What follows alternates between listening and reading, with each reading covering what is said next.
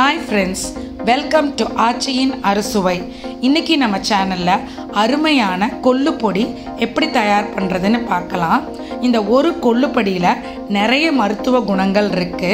இதுக்கு தேவையான பொருட்கள் கொள்ளு 1 கப், கருவேப்பிலை 1 கப், காஞ்ச மிளகாய் 15, பூண்டு பற்கள் 15, கல்லு உப்பு, பெருங்காயம், கருப்பு உளுந்து. உங்கள் வீட்டில் கருப்பு உளுந்து இல்லைன்னா வெள்ளை உளுந்து சேர்த்துக்கலாம். இந்த உளுந்தை நான் இந்த மாதிரி ஒரு டீஸ்பூனில் 1 டீஸ்பூன் எடுத்தேன். நீங்கள் உங்கள் டீஸ்பூனில் 4 டீஸ்பூன் போடலாம்.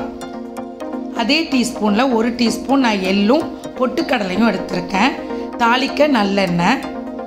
கடாயை இப்போ காய வச்சு நம்ம எடுத்து வச்சுருக்க கொள்ளை மீடியம் ஃப்ளேம் வச்சு நல்லா வறுத்துக்கலாம்.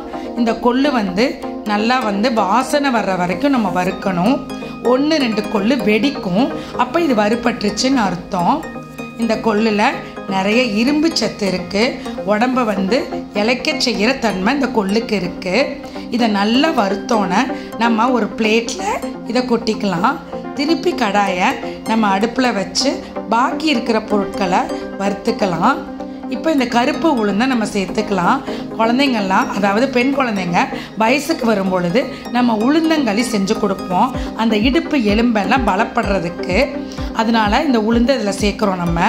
அதே மாதிரி எள்ளுமே நிறைய இரும்பு சத்து இருக்குங்க.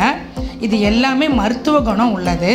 இதெல்லாம் நல்லா வறுத்துட்டு நம்ம ஏற்கனவே வறுத்து வச்சுருக்கிற பொருட்களோட இதை சேர்த்தி நல்லா கிளறி விட்டுருங்க. அப்போ தான் நல்லா ஆறும். இப்போ திருப்பி நம்ம கடாயை வச்சு நம்ம எடுத்து வச்சுருக்க பொட்டுக்கடலையை சேர்த்துக்கலாம். பொட்டுக்கடலை ரொம்ப ப்ரோட்டீன் ரிச் ஃபுட்டுங்க. இது கூட நம்ம பெருங்காயத்தை சேர்த்துக்கிறோம். நம்ம டைஜஷனுக்கு இது ரொம்ப நல்லது. இது ரெண்டையும் வறுத்துட்டு திருப்பி அதே பிளேட்டில் நம்ம கொட்டிக்கலாம்.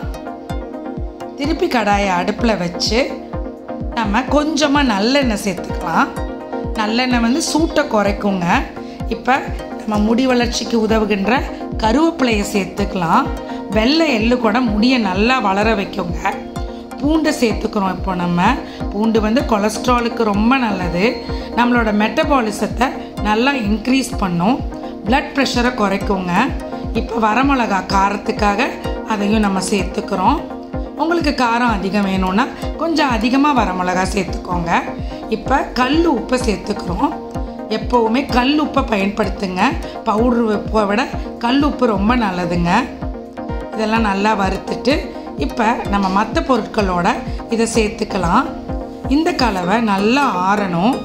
ஆறுனதுக்கப்புறம் நம்ம நம்மளோட மிக்ஸி ஜாரில் இதை போட்டுக்கலாம்.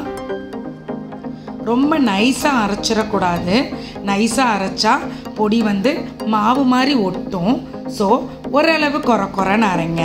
பாருங்கள், இந்த மாதிரி அரைக்கணும். நீங்களும் உங்கள் வீட்டில் செஞ்சு பாருங்கள். செஞ்சு பார்த்துட்டு உங்கள் கமெண்ட்ஸை எங்களுக்கு கொடுங்க.